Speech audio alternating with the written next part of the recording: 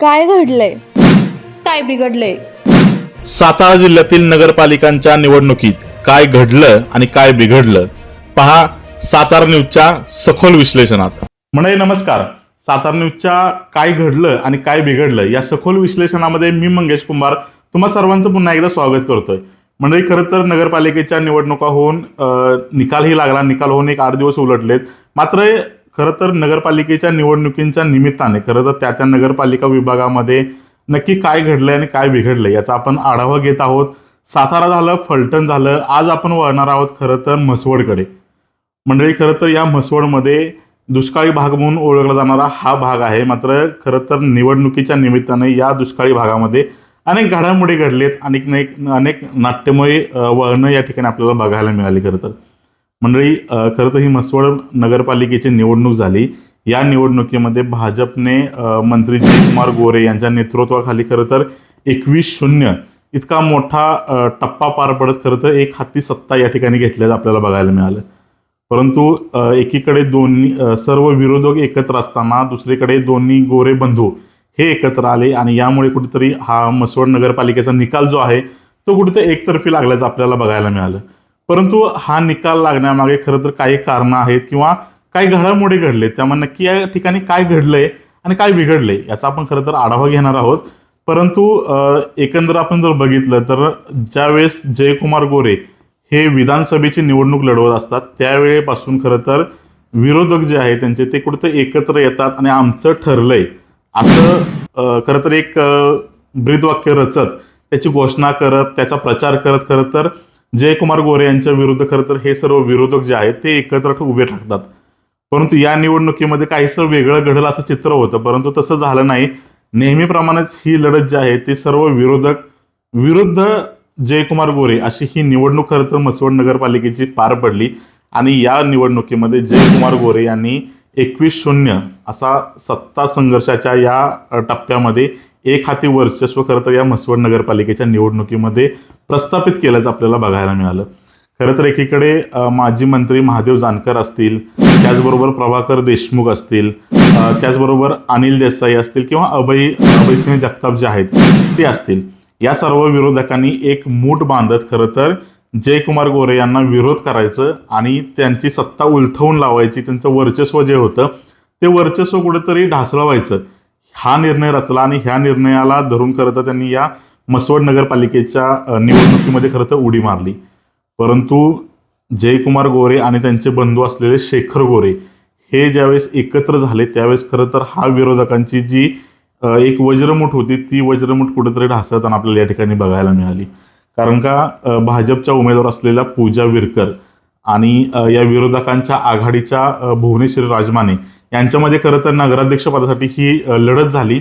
आणि या लढतीमध्ये खरं तर आपण बघितलं की ज्या भाजपच्या उमेदवार आहेत पूजा विरकर यांचा तब्बल 6,796 मतांनी खरं तर विजय झाल्याचं आपल्याला बघायला मिळतंय.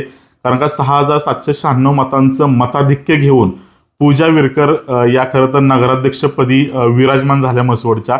परंतु खरं जर आपण बघितलं त्याच्यामध्ये जयकुमार गोरे यांनी एक प्लॅनिंग रचलं होतं या म्हसवड नगरपालिकेच्या निवडणुकीमध्ये.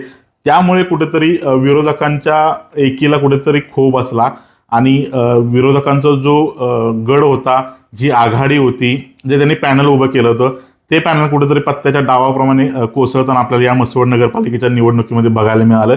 आणि 21-0 इतक्या मोठ्या फरकाने खरं तर एक हाती सत्ता जी आहे ती भाजपची या ठिकाणी म्हसवड नगरपालिकेच्या या नगरपालिकेमध्ये आपल्याला आज बघायला मिळते.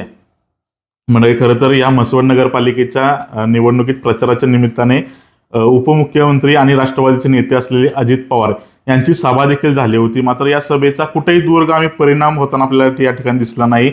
उलट जे जयकुमार गोरे यांचं नेतृत्व आहे या नेतृत्वावर खरं तर म्हसवडकरांनी विश्वास ठेवल्याचं आपल्याला बघायला मिळतंय.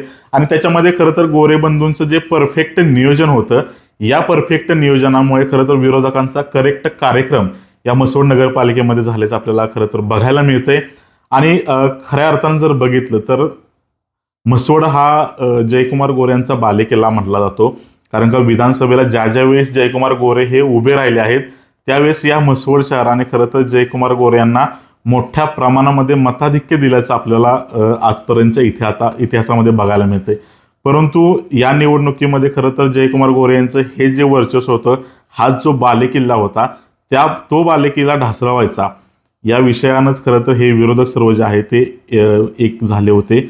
याच्यामध्ये प्रामुख्याने आपण जर बघितलं तर अनिल देसाई आणि अभयसिंह जगताप हे कुठेतरी फ्रंट फुटवर होते की आपण ही सत्ता म्हसवड नगरपालिकेमध्ये आणायची, हा चंग देखील त्या ठिकाणी त्यांनी बांधला होता. मात्र खरं तर ज्यावेळेस मंत्री जयकुमार गोरे ज्यावेळेस मंत्री झाले त्यानंतर खरं तर ही जी निवडणूक होती ती जयकुमार गोरे यांच्यासाठी प्रतिष्ठेची होती, कारण त्यांच्या बालेकिल्ल्यामधली ही निवडणूक होती. आणि त्यामुळे कुठेतरी एकीकडे, कारण का जयकुमार गोरेनं जर आपण बघितलं तर वाईची जबाबदारी होती, रहमतपूरची जबाबदारी त्यांनी खरंच स्वतःच्या खांद्यावर घेतली होती. त्याचबरोबर त्यांचे राजकारणातले प्रतिस्पर्धी असलेले किंवा कट्टर विरोधक असलेले रामराजे यांच्या फलटणमधली निवडणूक होती. त्यामुळे कुठेतरी जयकुमार गोरे हे तिकडे विभागले गेले होते, कुठेतरी त्या प्रचारामध्ये कुठेतरी दंग होते. आणि असं असतानाच या ठिकाणी खरं तर म्हसवड पालिकेमध्ये जयकुमार गोरे यांना धक्का द्यायचा असा प्लॅन खरं तर विरोधकांनी आखला होता. मात्र हा जो प्लॅन आहे तो एका अर्थाने खरं तर म्हसवडकरांनी उधळून लावल्याचं आपल्याला बघायला मिळते. कारण का खरं जर आपण बघितलं तर कुठेतरी सत्ता आणि विकास याकडे कुठेतरी मतदारांचं खरं तर लक्ष किंवा जे मतं आहे ते कुठेतरी केंद्रित केलं जातं. हा एक खरा तर भाग म्हटला जातो आणि तोच जो निकाल आहे तो या निकाल आपल्याला म्हसवड नगरपालिकेच्या या निमित्तानं आपल्याला खरं तर बघायला मिळते. कारण का विरोधक एकत्र येऊन देखील एकही उमेदवार या विरोधकांना या म्हसवड नगरपालिकेमध्ये निवडून आणता आला नाही. ही खरं तर एक शोकांतिका म्हणावी लागेल किंवा एक या मानखटावच्या राजकारणावरील कुठेतरी विरोधकांची ढासळती भूमिका या ठिकाणी आपल्याला म्हणावी लागणार आहे. कारण का खरं जर आपण बघितलं तर गेल्या 2-3 टर्मापासून खरं तर जयकुमार गोरे हे आमदार आहेत, या मतदारसंघाचं विधानसभेचं नेतृत्व ते करत आहेत. मात्र हे नेतृत्व करत असताना कुठं देखील त्यांना विरोध देखील इतकाच होतो या मतदारसंघामधून, तेवढेच विरोधक या ठिकाणी त्यांच्या विरोध उभे राहतात. मात्र त्याचं रूपांतर जे आहे ते कुठंतरी विजयामध्ये या विरोधकांना साकारता येत नाहीये. आणि त्यासाठी ही जी निवडणूक होती म्हसवड नगरपालिकेची ती जयकुमार गोरे यांच्यासाठी प्रतिष्ठेची होती. परंतु ही प्रतिष्ठेची निवडणूक खरं तर एक हाती जिंकत जयकुमार गोरे यांनी देखील दाखवून दिलं की या मतदारसंघामध्ये आपणच खरा धुरंधर असल्याचं चित्र जे जयकुमार गोरे यांनी या ठिकाणी स्पष्ट केलं. खरं तर पूजा विरकर यांच्या रूपाने एक धनगर समाजातील नेतृत्व जयकुमार गोरे यांनी पुढं आणलं आणि त्या नेतृत्वावर देखील म्हसवडकरांनी विश्वास दाखवला आणि पूजा विरकर यांचा या ठिकाणी विजय झाल्याचं आपल्याला बघायला मिळते. पूजा विरकर यांच्यासोबतच जे भाजपचं संपूर्ण पॅनल होतं त्या पॅनलसह 21 जागा ज्या आहेत त्या या निवडणुकीमध्ये म्हसवड नगरपालिकेच्या या निवडणुकीमध्ये खरं तर भाजपनं सत्ता स्थापन केलेली आहे. मात्र हे सगळं घडत असताना खरं तर विरोधकांसाठी एक मोठं आव्हान म्हणावं लागणार आहे की जयकुमार गोरे यांचा जो विजयाचा वारवा आहे तो या ठिकाणी रोखायचा कसा, याचं कुठेतरी विरोधकांना प्लॅनिंग खरं तर मोठं करावं लागणार आहे. कारण का आगामी काळामध्ये पंचायत समिती असतील, झेडपी असतील, या निवडणुका खरं तर आगामी काळामध्ये येत्या काही दिवसांमध्ये या निवडणुका जाहीर होतील आणि या निवडणुकीमध्ये कुठेतरी आपला हरवलेला जो वर्चस्व होतं, हरवलेली सत्ता होती, ती सत्ता काबीज करण्याचं खरं आव्हान जे आहे ते या ठिकाणी विरोधकांसमोर असणार आहे. कारण का खरं जर आपण बघितलं तर अनिल देसाई देखील या सातारा जिल्हा बँकेचे उपाध्यक्ष आहेत. त्याचबरोबर जे प्रभाकर देशमुख आहेत ते राष्ट्रवादीचे मोठे नेते आहेत. त्याचबरोबर अभयसिंह जगताप हे देखील मोठे नेते आहेत. महादेव जानकर देखील माजी मंत्री राहिलेले आहेत. मात्र हे सगळं मातब्बर मंडळ या ठिकाणी असताना देखील त्यांना एकही जागा या निवडणुकीमध्ये निवडून आणता आली नाही. याचं कुठेतरी आत्मपरीक्षण खरं तर या विरोधकांना करावं लागणार आहे.